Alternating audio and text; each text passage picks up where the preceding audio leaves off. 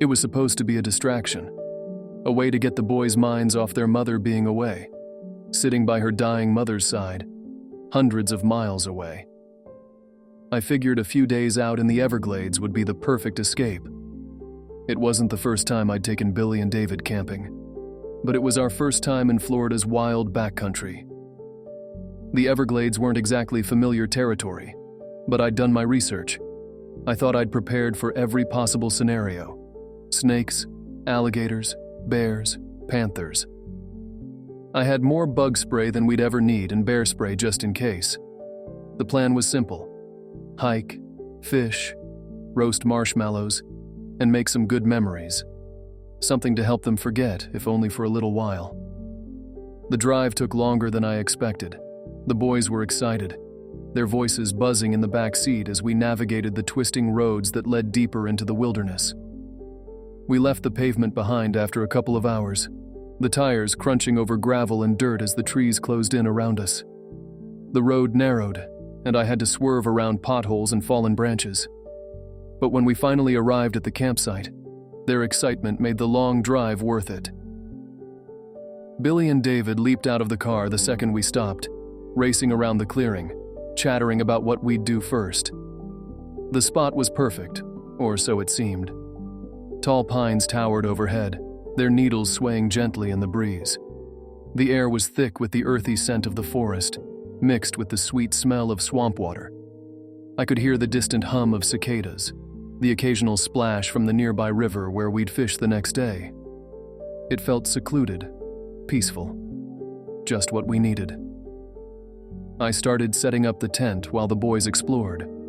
They were already knee-deep in the adventure, poking at frogs, chasing dragonflies, and examining every little thing that caught their interest.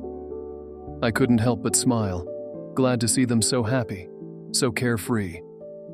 We got the fire going as the sun dipped below the horizon, and soon enough we were sitting around it, roasting marshmallows and telling stories. The boys wanted ghost stories, of course. The scarier the better. So I indulged them with the usual campfire tales: hook-handed killers, haunted cabins, things that go bump in the night. They ate it up, their eyes wide, their laughter bright against the crackling fire. But then I saw them, eyes in the dark. At first, I thought it was just the reflection of the firelight, a trick of the shadows. But the longer I stared, the more certain I became that something was out there, watching us. Two yellow orbs, hovering just beyond the tree line, fixed on our little camp.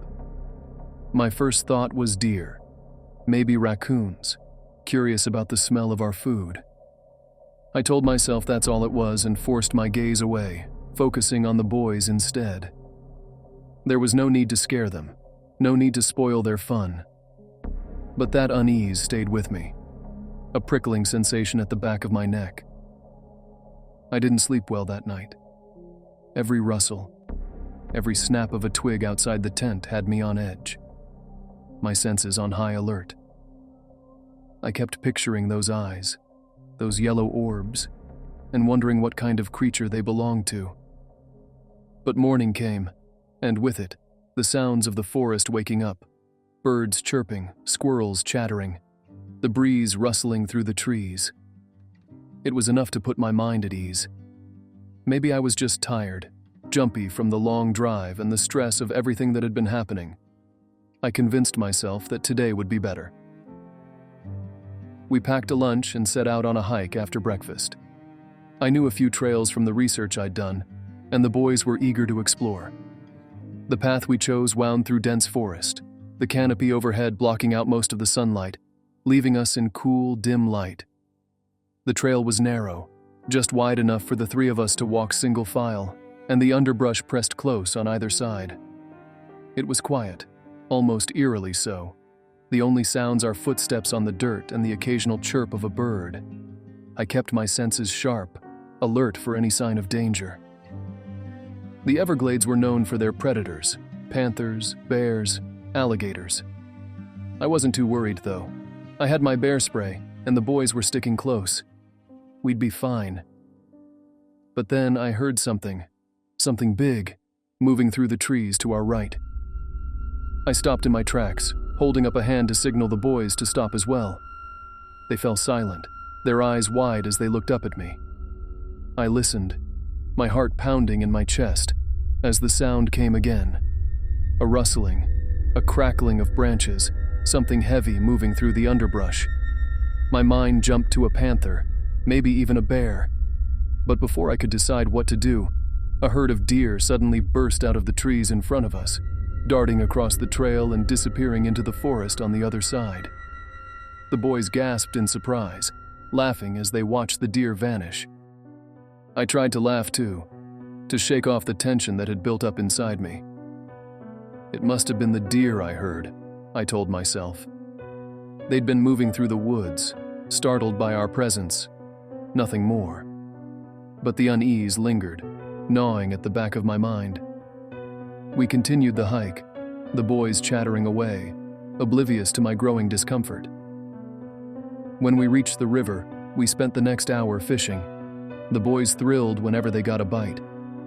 But the entire time, I felt eyes on me, on us, watching from the shadows, hidden in the trees.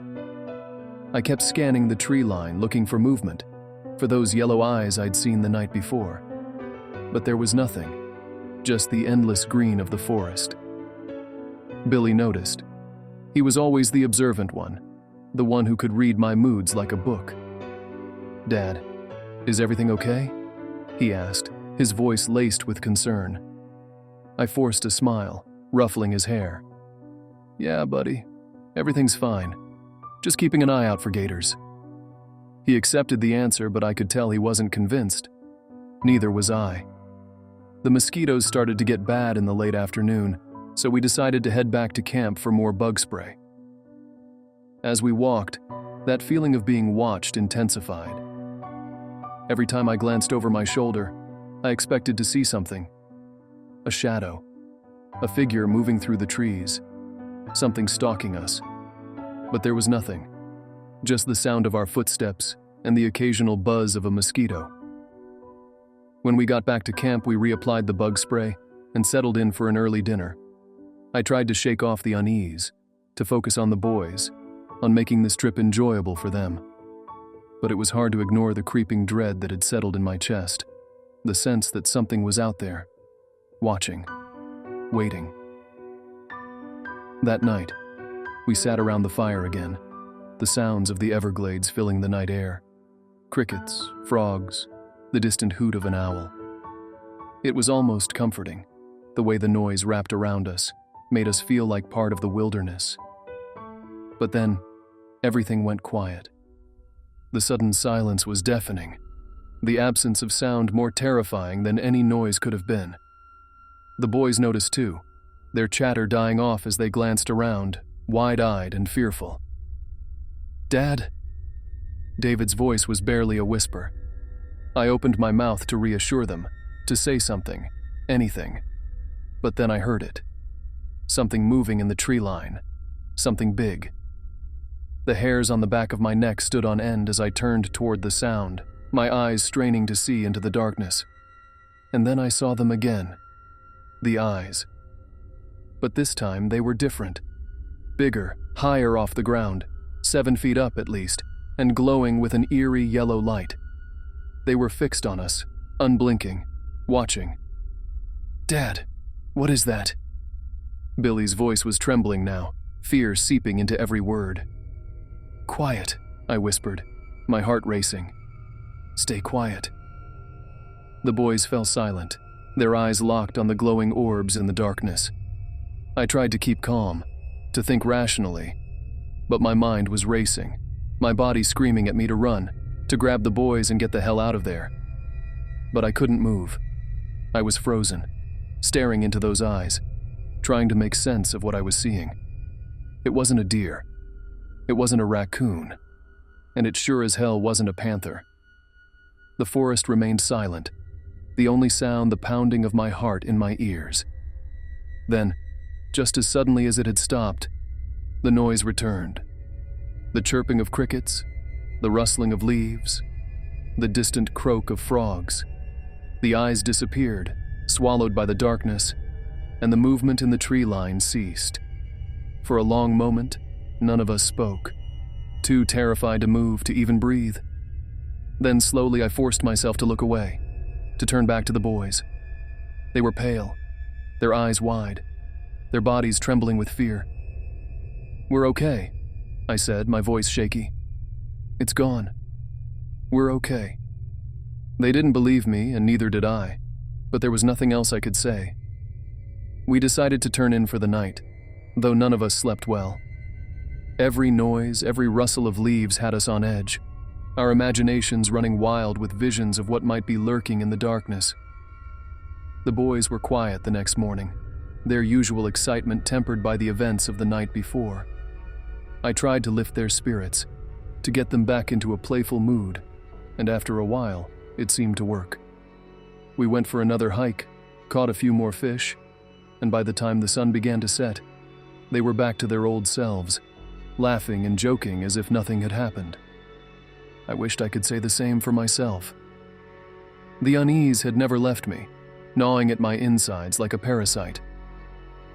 I kept hearing the sounds in the woods, seeing the eyes in my mind's eye. I couldn't shake the feeling that we were being watched, stalked by something that didn't belong in this world. As the sun dipped below the horizon, we packed up our fishing gear and started back to camp. The forest was darker than it had been the night before, the shadows deeper, the air thicker with the scent of decay and wet earth. I kept the boys close, my senses on high alert, every nerve in my body screaming that something was wrong. When we reached the camp, my heart stopped. The tent was gone. All of our gear, our bags, the cooler, everything, had vanished without a trace. The clearing was empty, save for a few torn pieces of fabric fluttering in the breeze. The ground was churned up, the dirt and mud disturbed by something, or someone, large and heavy. I looked down and saw the tracks. They were massive, far too big to be human, and they were barefoot. The sight of them sent a jolt of terror through me, my mind reeling with the implications. Whatever had taken our stuff, whatever had made those tracks, it wasn't an animal. It was something else, something that shouldn't exist. The boys were silent, their faces pale, their eyes wide with fear. They were looking to me for answers, for protection, but I had none to give. All I knew was that we had to get out of there, and fast. "We're leaving," I said, my voice shaky but firm. "Now." I grabbed the boys and started back down the trail, my heart pounding in my chest. The sun had nearly set and the forest was rapidly descending into darkness. I pulled out my phone, using the flashlight app to light the way, the beam weak but better than nothing. But as we made our way down the trail, I heard it again. The sound of something large moving through the trees, something following us. The hoots and yelps echoed around us, growing louder, more frenzied, as if whatever was out there was closing in. The boys heard it too. They clung to me, their small hands gripping my arms, their breaths coming in panicked gasps. I could see the fear in their eyes, and I knew I had to keep them calm, had to keep them moving. "We're almost there," I lied, my voice barely more than a whisper.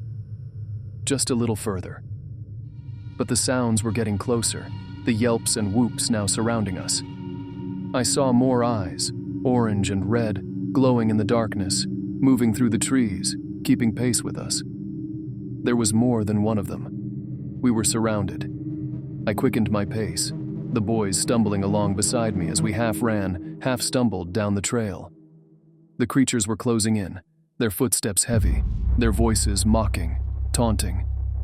Then we reached an opening in the trail, and I tripped. I hit the ground hard, the impact knocking the wind out of me. My phone flew out of my hand, skidding across the dirt before landing in the water with a soft splash. The light blinked out, plunging us into total darkness. I scrambled to my feet, the boys still clutching me, their voices shrill with panic. I backed away from the water's edge, my eyes scanning the darkness for any sign of the creatures, but all I saw were dozens of eyes, dozens of glowing, predatory eyes, staring back at me from the water. Alligators. They were alligators, and they were everywhere. But they weren't what terrified me. I turned to the boys, my heart racing, my mind reeling, only to find that Billy was gone. David was clinging to my side, his small body trembling with fear. But Billy was nowhere to be seen. "Billy!" I called out, my voice breaking with panic. "Billy!" But the only response was David's trembling voice, barely more than a whisper. "Something big took him, Dad. It took Billy." My heart stopped, the words hitting me like a punch to the gut. I wanted to go back, to find him, to save him, but I knew, deep down, I knew that it was too late. I had to get David to safety. I had to get help. I picked him up and started running, my body screaming in protest, my mind numb with fear. The creatures were close now, their eyes flashing in the darkness, their voices growing louder, more frenzied. I could hear them closing in, feel their hot breath on the back of my neck. We burst through the trees, the car just ahead, parked at the edge of the trail. But as I reached it, my heart sank. In its place were deep ruts in the mud, the clear tracks of another vehicle pulling up in front of mine. They'd towed it away. Towed it because I'd parked where I wasn't supposed to. Despair washed over me, but I didn't have time to dwell on it. I turned back to the main road, still clutching David, and ran as fast as I could, my breath coming in ragged gasps, my body aching with every step. The car was gone. Then they attacked. I heard David scream, felt him ripped from my arms, and I turned just in time to see them. Tall, dark figures, 6 to 7 feet tall, their eyes glowing with a malevolent light. They moved with terrifying speed, dragging David into the darkness before I could react. I tried to run after him, but they were too fast, too strong. They disappeared into the trees, their laughter echoing around me, mocking me. I was alone. Injured and terrified, I stumbled forward, my mind barely able to process what had just happened. I kept running, kept moving, driven by nothing but the primal instinct to survive. I didn't know how far I ran, didn't care. All I knew was that I had to keep going, had to get away. Finally, I reached the main road, collapsing onto the pavement, my body shaking, my breath ragged. The darkness pressed in around me, the silence deafening, broken only by the distant rustle of the wind through the trees. Then, headlights appeared in the distance. A car coming toward me, the beams cutting through the darkness like a lifeline. I staggered to my feet, waving my arms, desperate for help. The car slowed, stopping just in front of me. 2 women inside, their faces pale with concern, got out and hurried toward me. "Please," I gasped, my voice hoarse. "Help me. My boys. They took my boys." The women exchanged a look. Then one of them pulled out her phone, dialing 911 as the other helped me into the car. They drove me to the nearest gas station where I collapsed on the floor, my body giving out from exhaustion, from terror. The investigation that followed was a nightmare. The police found no trace of Billy or David, no evidence of the creatures I'd seen. They questioned me for hours, their faces a mix of skepticism and suspicion. They searched the area, combed through the woods, but found nothing. No tracks, no bodies, no signs of a struggle. It was as if the boys had simply vanished into thin air. The media had a field day. The story they told was far different from the truth. They painted me as a suspect, a father who had harmed his own children and concocted a wild tale of monsters to cover it up. They dug into my life, my past, searching for any reason to explain why I might have snapped, why I might have done the unthinkable. But they found nothing, not even a fabric of clothing, not even a stitch of the tent. In the end, I wasn't arrested, but the damage was done. My wife couldn't look at me the same way, couldn't believe that our boys were gone without a trace. She divorced me within the year, taking what little was left of our life together and moving far away. I became obsessed, researching everything I could about the Everglades, about the creatures I'd seen. That's when I learned about the skunk ape, about the legends of Bigfoot-like creatures that had been reported in the area for centuries. I pieced together what I could, trying to make sense of what had happened, but the more I learned, the less I understood. The world moved on, but I couldn't.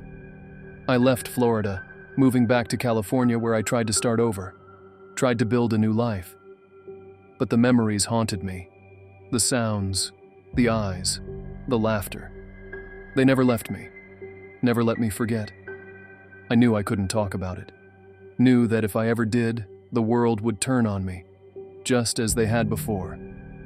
So I stayed silent, living in the shadows of my past, a ghost in my own life. But I know the truth, and I'll never forget it.